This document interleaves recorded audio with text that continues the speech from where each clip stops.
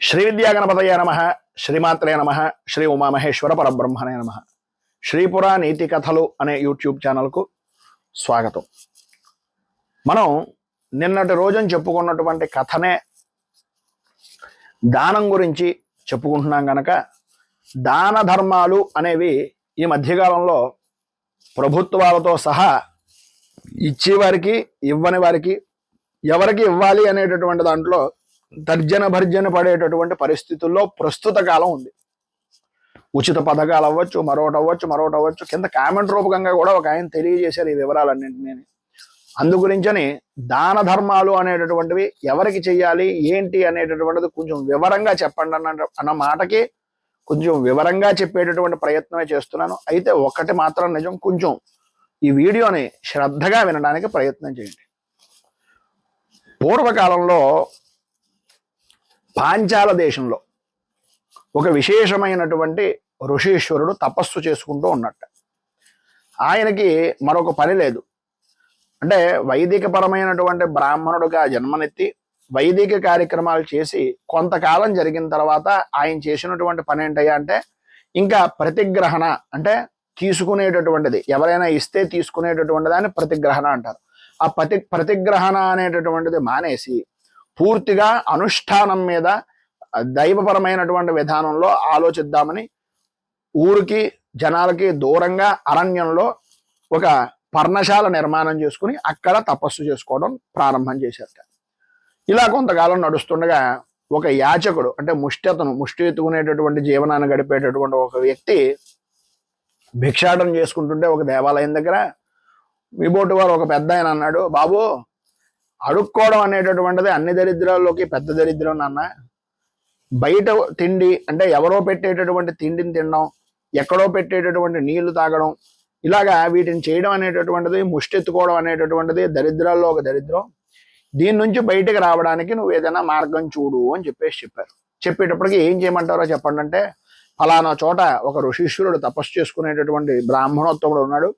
ఆయన దగ్గరికి వెళ్ళి ఆయన ఏం చెప్పినా సరే అది అక్షయమైనటువంటిది, ఏమి ఇచ్చినా సరే అక్షయమైనటువంటి ఫలితాన్ని ఇస్తుంది కనుక ఆయన దగ్గరికి వెళ్ళి ఏదైనా సరే యాచన చెయ్యి, ఆ తర్వాత మీ నిర్ణయం ఏం తీసుకుంటావో తీసుకో అని చెప్పారు. చెప్పేటప్పటికి ఈయన ఏం చేశాడే అంటే, ఈ భిక్షాటన చేసేటటువంటి వ్యక్తి ఆ ఋషీశ్వరుడు దగ్గరికి వెళ్ళి అరణ్యం దగ్గరికి భవతే భిక్షాందేహి అని అడగడం ప్రారంభించారు. ఇలా కొంతకాలం అడుగుతుంటే ఆయన జపం చేసుకుంటుంటే ఒకానొక సమయంలో ఇంకా ఆయన నిర్ణయించుకున్నాడు, ఎన్ని చేస్తున్నా ఆయన రావట్లేదు, ఏమి ఇవ్వటం లేదు.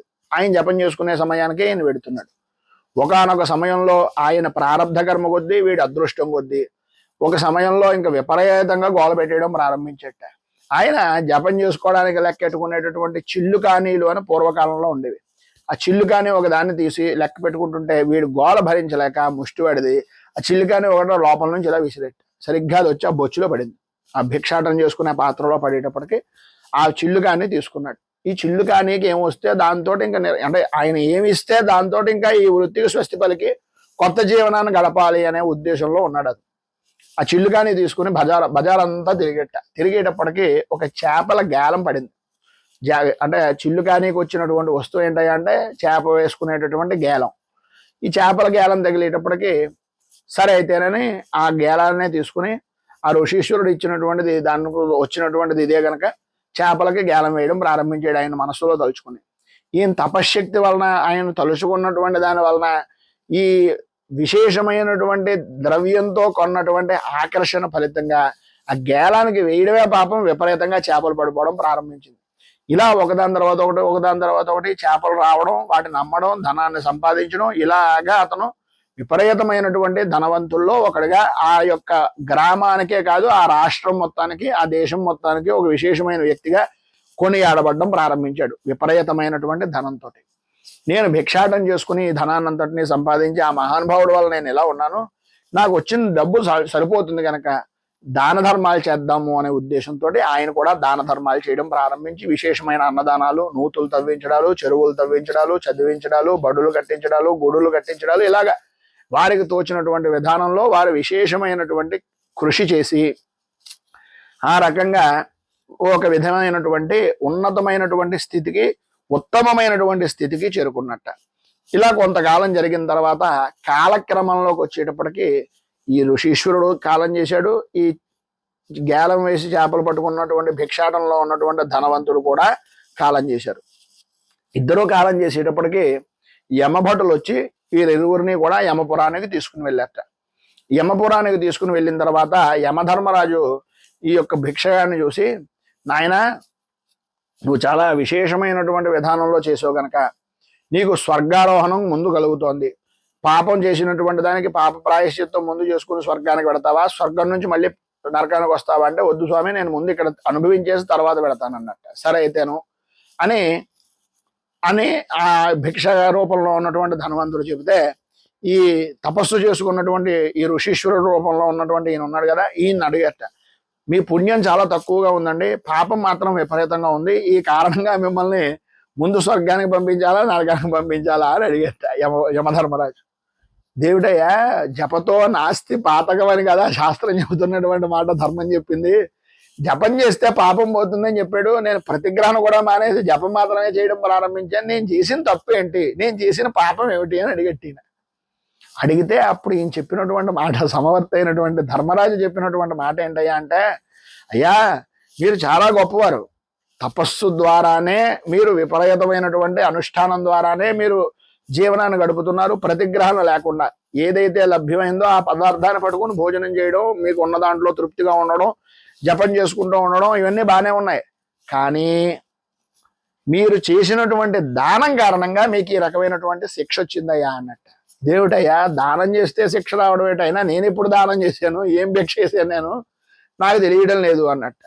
అనేటప్పటికీ ఆయన వెంటనే అన్నారు, తెలిసి కానీ తెలియక కానీ చేసినటువంటి మీరు వేసినటువంటి చిల్లు కానీ ఈ భిక్షగాడి యొక్క పాత్రలో పడి, ఆ పడినటువంటి పాత్ర ద్వారా మిమ్మల్ని తలుచుకుని వాడు వేసినటువంటి మీ తపశ్శక్తి అంతటిని ఈ గేలం లాగేసుకునేది.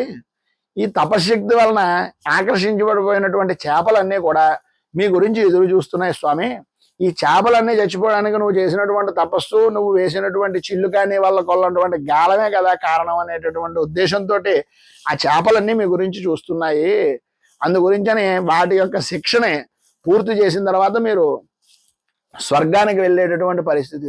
ఇంత పాపం నేనేం చేశానయ్యా అంటే, తెలిసి కానీ తెలియక కానీ అయోగ్యుడికి, అంటే ఆ యొక్క దానం చేసినటువంటి ద్రవ్యాన్ని కానీ దానం చేసినటువంటి ధనాన్ని కానీ ఎలా ఉపయోగించుకుంటున్నాడో, సవ్యమైన ఉపయోగించుకుంటున్నాడా లేదా అనేటటువంటిది యుక్తాయుక్త విచక్షణ లేకుండా, ఆలోచన జ్ఞానం లేకుండా ఏది పడితే అది, ఎలా పడితే అలాగా మీరు దానం చేయడం వలన వచ్చినటువంటి పాపం అండి ఇది అని చెప్పేసి, దీనికి అనుసంధానంగా పాప ప్రాయశ్చిత్తార్థమే ఏకాదశి వ్రతం చేస్తూ పాల్గొన బహుళ ఏకాదశి నాడు పాపపక్షిణి ఏకాదశి అనేటటువంటి ఏకాదశి వ్రత ఫలితాన్ని ధారపోయడం అనేటటువంటిది ఒక కథగా చెప్పుకోవచ్చు. ఇంతకీ మీరు బాగా అర్థం చేసుకోవాల్సింది దీంట్లో ఉన్నటువంటి నీతి ఏమిటంటే,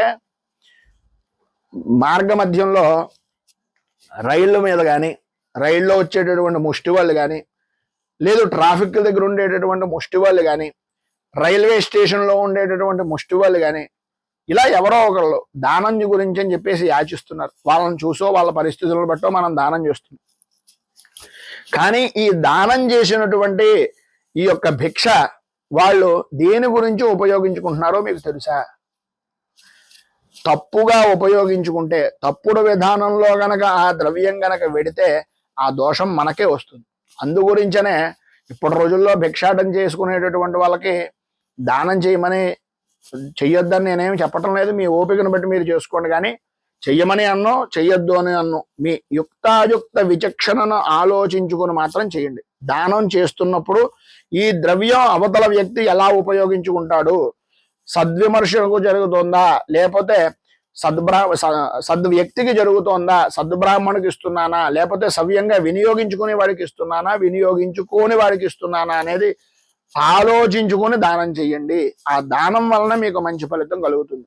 ఇచ్చేటటువంటి వాడికి, పుచ్చుకునేటటువంటి వాడికి, పుచ్చుకున్నటువంటి వాడు ఉపయోగించుకునే పద్ధతి తెలియనప్పుడు ఆ దానానికి విలువ ఉండదు. ఆ దానం వలన, ఇచ్చిన దాని వలన ఇంకా పాపమే చేకూరుతుంది అనేటటువంటిదే ఇందులో ఉండేటటువంటి కథ. మనం బాగా అర్థం చేసుకోవాల్సింది. అందు గురించని పుస్తకాలు దానం ఇవ్వండి. ఇప్పుడు రోజుల్లో ఎవరికి భోజనం గురించో లేకపోతే ఆకలిస్తోంది అనేటటువంటి ఉద్దేశంలో, ఆకలిస్తోంది అన్నాడు వాడికి ఆకలిని తీర్చడానికి ఆ పూట టిఫిన్ ఇప్పించేయండి తప్ప చేతికి డబ్బులు ఇవ్వకండి. అక్కడ తినేటటువంటి విధానంలో సద్యస్కాలంలో వినియోగించేటట్టుగా చేయండి. లేదు, అనాథాశ్రమాలు బోల్డ్ ఉన్నాయి, బోల్డ్ అని అమ్మ నాన్న ఆశ్రమం అని ఇలా పెద్ద పెద్ద ఆశ్రమాలు బోల్డ్ అంతమంది బోల్డ్ రకాలైనటువంటి సహాయ సహకారాలు చేస్తున్నారు. అనాథాశ్రమాలు పెట్టారు, వాటి దాంట్లో జాయిన్ చేసేయండి ఒప్పుకుంది అనుకోండి. లేదు, గొళ్ళల్లో అన్నదానాలు జరుగుతున్నాయి, వాటికి అక్కడ ఉండేటటువంటి దాన్ని చూపించండి. ఇలా చేయండి తప్ప ఈ దాన ధర్మాల నిమిత్తంగా పేరుతోటి చేసేటటువంటి ఆలోచనలని సవ్యమైన స్థితిలో దానాన్ని చేస్తారు అని, మీ ధర్మాన్ని మీరు నిర్వర్తిస్తూ స్వధర్మానుష్ఠానానికి ఆమ్నాయ పీఠాలకి వాటికి ఉపయోగించేటటువంటి విధంగా, మన ధర్మాన్ని కాపాడేటటువంటి విధంగా, ఆఖరికి గుళ్ళో డబ్బులు వేస్తున్నా, హుండీలో డబ్బులు వేస్తున్నా సరే ఆ డబ్బు ఎలా వెళుతోందో సరిగ్గా చూసుకోకపోతే ఆ దోషం కూడా మనకే వస్తుంది. కనుక ఎలా చెయ్యాలో అలా చేయండి దానాన్ని అని మనస్ఫూర్తిగా తెలియజేస్తూ, ఈ వీడియోపై మీ అమూల్యమైనటువంటి స్పందనను కింద కామెంట్ రూపంలో తెలియజేయండి. వీడియో కనుక నచ్చినట్లయితే లైక్ చేయండి. 10 మందికి ఉపయోగపడుతుంది అనే అభిప్రాయం కనుక కలిగినట్లయితే సోషల్ మీడియా ద్వారా షేర్ చేయడానికి ప్రయత్నం చేయండి. ఈ ఛానల్ని మొదటిసారి కనుక చూస్తున్నట్లయితే ఛానల్ని సబ్స్క్రైబ్ చేసుకుని పక్కనే ఉండేటటువంటి గంట సింబల్ని యాక్టివేట్ చేయడం ద్వారా నోటిఫికేషన్లు అనేటటువంటివి పొందుతారు అని తెలియజేస్తూ, రైతు బాగుండాలి, రాజ్యం బాగుండాలి, దేశం బాగుండాలి, జవాన్లు బాగుండాలని మనస్ఫూర్తిగా కోరుకుంటూ, స్వస్తి ప్రజాభ్యః పరిపాలయంతాం న్యాయేన మార్గేణ మహీమహేషాః గోబ్రాహ్మణేభ్యః శుభమస్తు నిత్యం. లోకాః సమస్తాః సుఖినో భవంతు. సర్వే జనాః సుఖినో భవంతు. స్వస్తి.